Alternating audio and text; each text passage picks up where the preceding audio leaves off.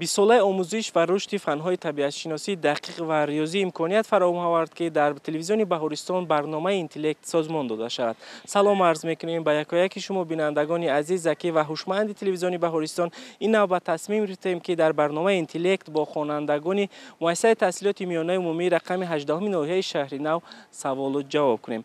ما را همراه کنید زیرا در این برنامه خوانندگان این مؤسسه سبقت دانش می‌نمایند.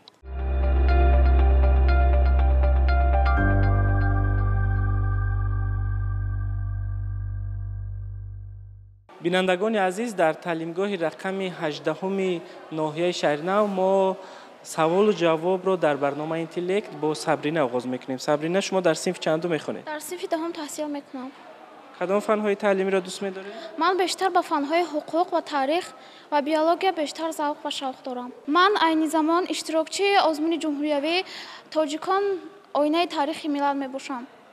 خب شما عین زمان شرکت میکنید در آزمونی که از جانب پیشوای ملت سازمان داده شده است. این هم باشد مطالعه کردن کتاب تاجیکان. به شما موفقیت می‌خواهیم. شما آماده هستید که در برنامه اینتلکت اشتراک کنید؟ البته. پس شروع میکنیم. توجه کنید. به شما 10 سوال پیشنهاد میگردد و پاسخ از جانب شما شنیده میشود.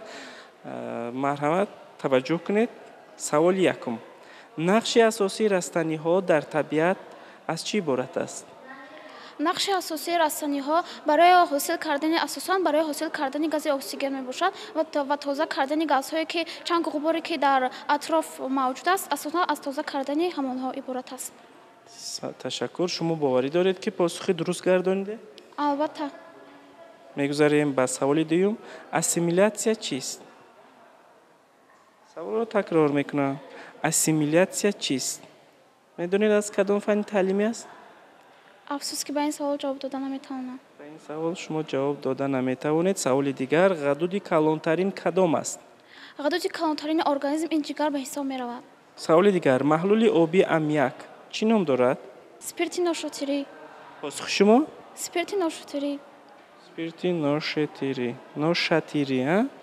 سوال پنجم: زود دونده ترین حیوانی که در خشکی میدود کدام است؟ در خشکی از همه تیز میدویدگی حیوان این گپارد به حساب میرود. گپارد میباشد. سوال دیگر: هنگام ریاکسیای گالاگن ها با متال ها چی ها به وجود میان؟ پاسخ شما؟ نمک ها. باوری دارید؟ بله. شاید نمک نباشد، یاد باشد. نه، نمک است. نمک است. قبول میکنیم و میگذاریم به سوال نوبتی. این علم یکی از فیزیک های مشهوری زمان قدیم است. او با عباره زیرین مشهور گردیده است: به من یک تکیه‌گاه دید و من زمین را به حرکت می‌درارم. سخن درباره کدام علم می‌رود؟ ارخیمید. ارخیمید. قبول میکنیم. سوال دیگر: کوفیسیانت سایش را با کدام اسباب معین میکنند؟ فکر میکنم که این سوال برای شما آسان است. دینامتر. دینامتر. شما دینامتر رو دیدگی هستید؟ بله. کدام فن تعلیمی؟ در فن فیزیکا. از فن فیزیک شما خواندید، مشاهده کردید و دیدید. سوال نهم: در یادروی اتم کدام ذره‌چه ذره‌ناک موجود است؟ پروتون. پروتون. و سوال نهایی به شما پیشنهاد می‌کردم توجه کنید. وظیفه ریشه از چی عبارت است؟ چون که شما فن بیولوژی رو دوست می‌دارید. وظیفه ریشه اساساً از یک چند وظیفه عبارت است و وظیفه اساسی ترین آن رستنی را با آب تامین می‌کند و در خاک آن را محافظت می‌کند. یا اینکه نگاه می‌دارد. تشکر. 10 سوال به شما پیشنهاد کردید. به فکر شما به چند سوال پاسخ درست گرداندید؟ 6 یا 7. 6 یا 7. برای انیق کردن این باید شما برنامه اینتلکت را طریق تلویزیونی بهارستان تماشا کنید.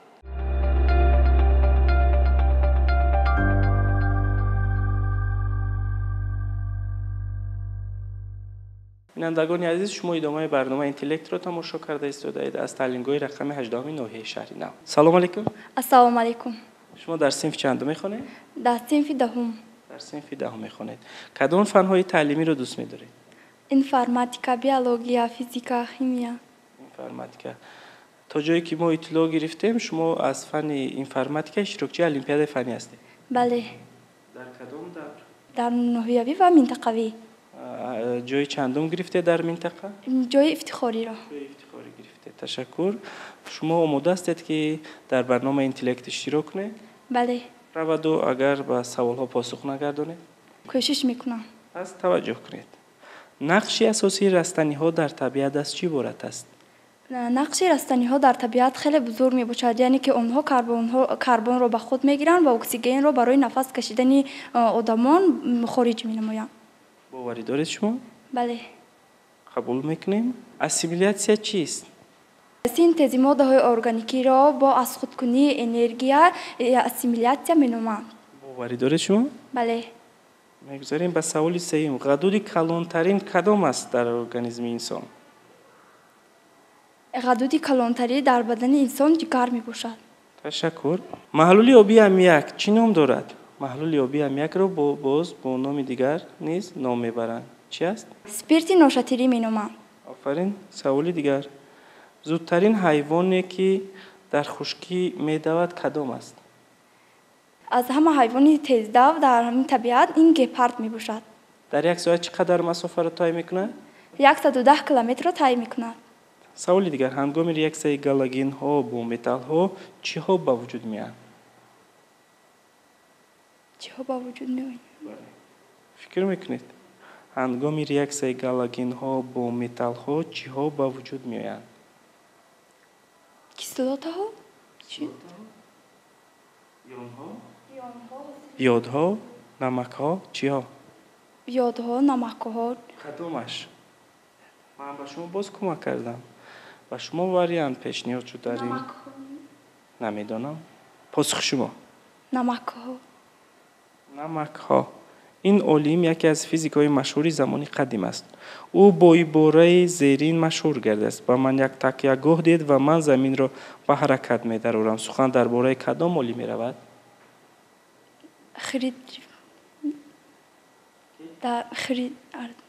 ارشیمید. نیوتن؟ نه. کی؟ ارشیمید. عمر خیام؟ نه. پاسخ ندارید؟ من به این سوال پاسخ ندارم. باکی سوال‌های این بعد را شما کوشش کنید که پاسخ گردانید. کوفیسینت سویش رو با کدام اسباب معین می‌کنند؟ دینامیتر. دینامیتر. این سوال از کدام فنی تعلیمی بود؟ از فن فیزیکا. از فن فیزیکا و پاسخ دینامیتر. در یادروی اتم کدام ذره‌چه ذره‌ناک موجود است؟ این ذره‌چه پروتون می باشد. باوری دارید؟ بله. قبول کنیم؟ بله. پس قبول میکنیم این پروتون می باشد. سوال نهایی، سوال دهم. وظیفه ریشه در طبیعت از چی عبارت است؟ وظیفه ریشه مستحکم نگاه داشتن همان بدن درخت می باشد و باز یک وظیفه دیگر غذا دادن به برگ و تنه درخت می باشد. از برنامه امروزه اینتلکت چی گرفته؟ من از این برنامه بسیار سوال‌ها را آموختم و سوال‌هایی که نمی‌دانستم بعد از این برنامه رفتم اونها را جستجو کرده می‌آموزم. تشکر زیاد برای تحصیل این سال و شما برار می‌خواهیم. امید می‌بندیم که این سال نیز در المپیادهای فنی و آزمون‌های سطح بلند جمهوری اشتراک می‌کنید. بینندگان عزیز ما رو همراهی کنید در برنامه اینتلکت.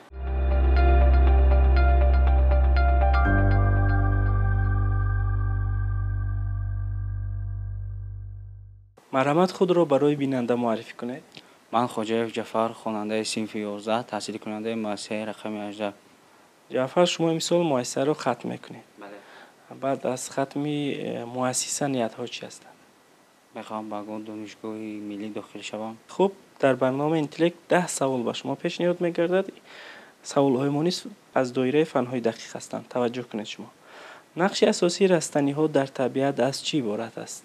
نقش رستنی در طبیعت این از خود برآوردن اکسیژن محیط اطراف را تازه کردن از هر گونه گازهای و کربن همین گونه چیزها لازم میباشد. قبول کنیم؟ اینکه پاسخی مشخص نیست دارید؟ نه. خب قبول میکنیم. میگذاریم به سوال دوم. اسیمیلاسیا چیست؟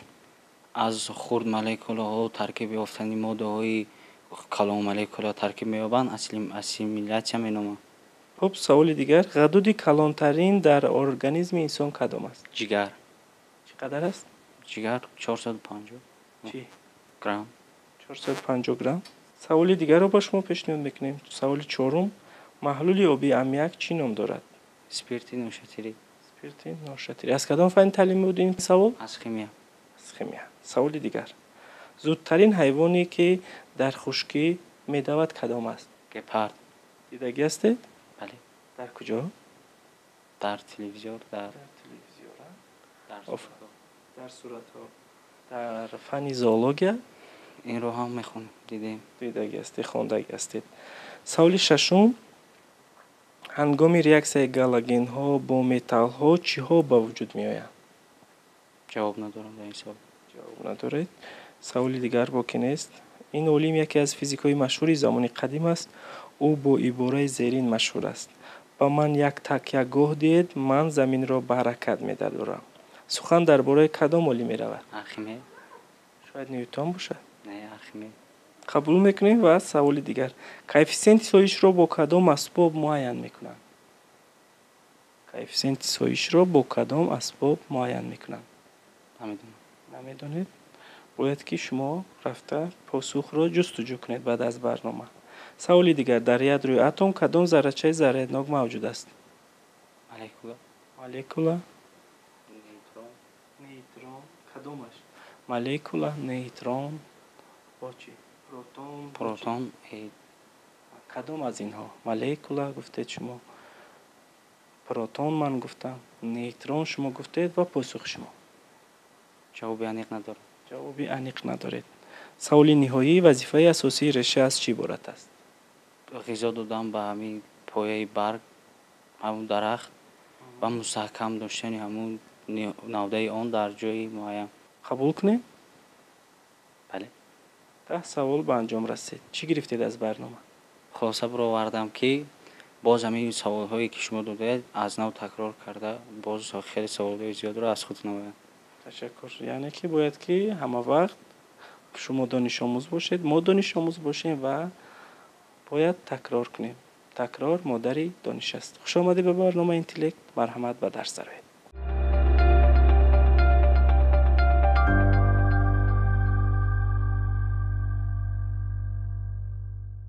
بینندگان عزیز، خواننده دیگر در نزد ما حضور دارد. میخواهد که در برنامه اینتلکت شرکت ورزد. مرحمت خود را معرفی کنید. من خواجه شهزاد، خواننده صنف 11 مؤسسه تحصیلات میانه عمومی رقم 18 می باشم. شهزاد، شما کدام فن‌های تعلیمی را دوست می‌دارید؟ من فن‌های تعلیمی الگبرا، بیولوژی و شیمی را دوست می‌دارم. دوست می‌دارید. این خیلی باشد. سوال‌های ما نیز از فن‌های دقیق هستند. توجه کنید. سوال یکم. نقش اساسی رستنی‌ها در طبیعت از چی عبارت است؟ برای همین حاصل کردن اکسیژن و تازه کردن همون آب و هوا. قبول کنیم؟ بله. سوال دیگر. اسیمیلاسیا چیست؟ اسیمیلاسیا ماده‌های خرد که از خود ماده‌های کلان را حاصل می‌نمایند اسیمیلاسیا نامیده می‌شود. ماده‌های خرد که از خود ماده‌های کلان را حاصل می‌نمایند. و فکر شما؟ همین خیلی اسیمیلاسیا نامیده می‌شود. غدود کلانترین کدام است در ارگانیسم انسان؟ این غدود کلانترین این جگر می‌باشد. چقدر است؟ شاید دل باشد؟ نه، جگر. محلول آبی امیاک را باز چی نام میبرند؟ اسپریت ناشتری. ناشتری. قبول میکنیم. زودترین حیوانی که در خشکی میدود کدام است؟ گپارد میباشد. حیوان تیزدوترین گپارد که در یک ساعت 110 کیلومتر میدود سرعتش. 110 کیلومتر. چگونه معین شده است؟ از کجا میدانید شما؟ خواندم. خواندید. سوال ششم. هنگام ریاکسیون گالاگین ها با متال ها چی ها به وجود می آیند؟ نمک ها به وجود می آیند. یادها نه؟ نه، نمک. این علم یکی از فیزیکای مشهور زمان قدیم است. او با عباره زیرین مشهور گردیده است. با من یک تکیه گاه دید و من زمین را به حرکت می‌دارم. سخن در مورد کدام علم می‌رود؟ درباره آرخیمید. آرخیمید؟ علم کدام فن استی؟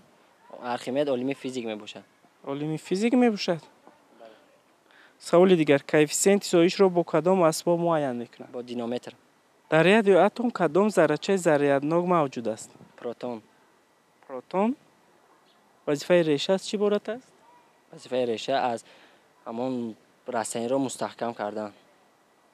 رستنی را مستحکم کردن. 10 سوال به انجام رسید. تشکر که در برنامه اینتلکت شروع کردید. ما امید می‌بندیم که شما رفته آن سوالهایی که ندانستید جستجو میکنید، میخوانید، دانش خود را مکمل میکنید.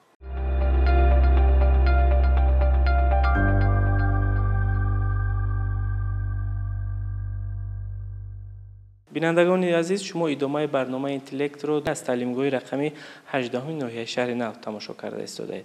خود را معرفی کنید. من اشوره و خالیده خواننده صنف دهم مؤسسه رقمی 18 میباشم.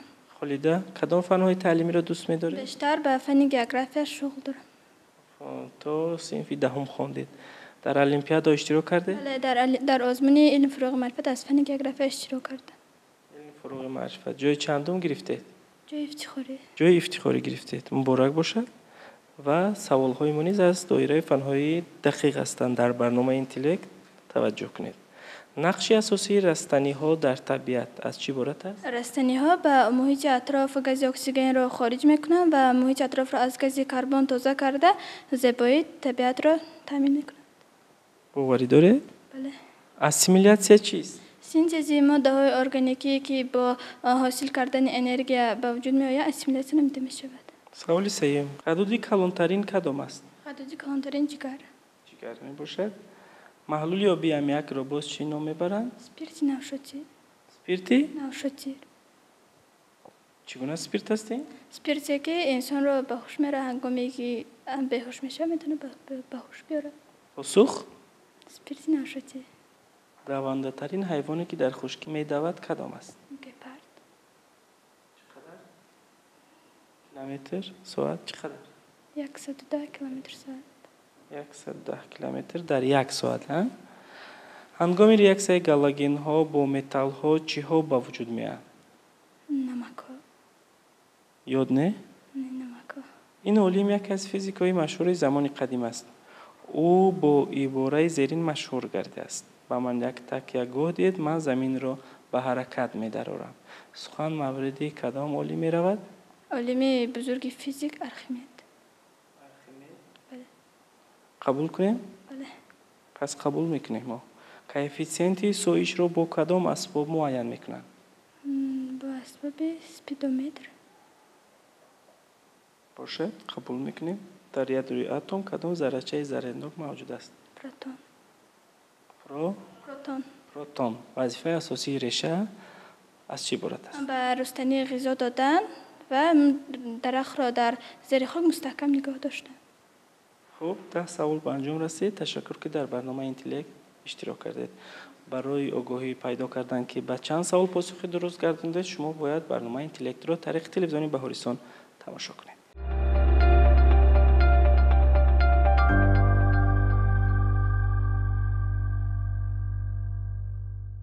خود را معرفی کنید.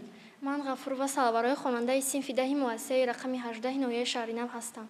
خب آماده هستید که به سوال و پاسخ گردونید؟ بله. خب میرویم. سوال یکم.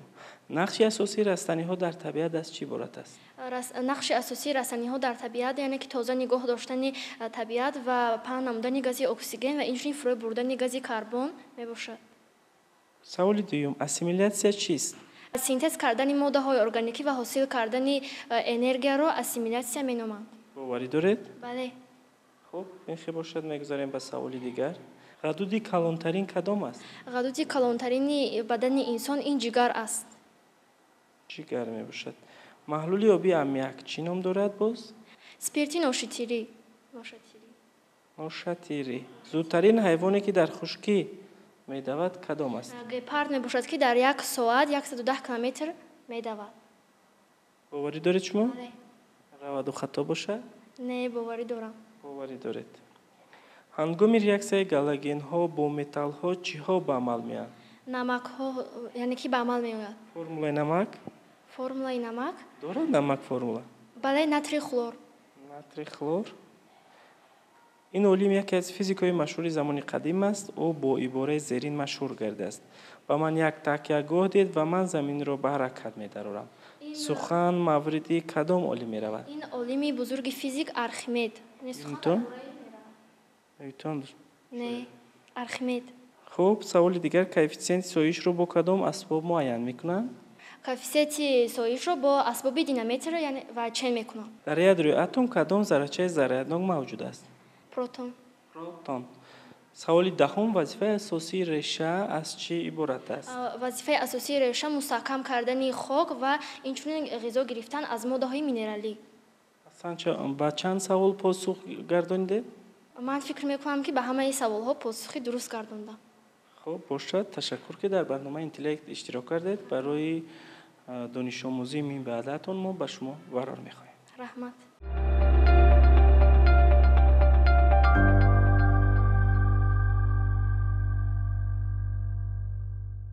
بینندگان عزیز، سبقت دانش خوانندگان در برنامه امروزه به انجام رسید و نتیجه ها چنین هستند. باید یادآور شد که در برنامه امروزه 6 نفر صاحب ذوقان و دانش عمیق داشتگان شرکت کردند که اینها صبرینه احمدزاده با 9 جواب در برنامه اشتراک کرد.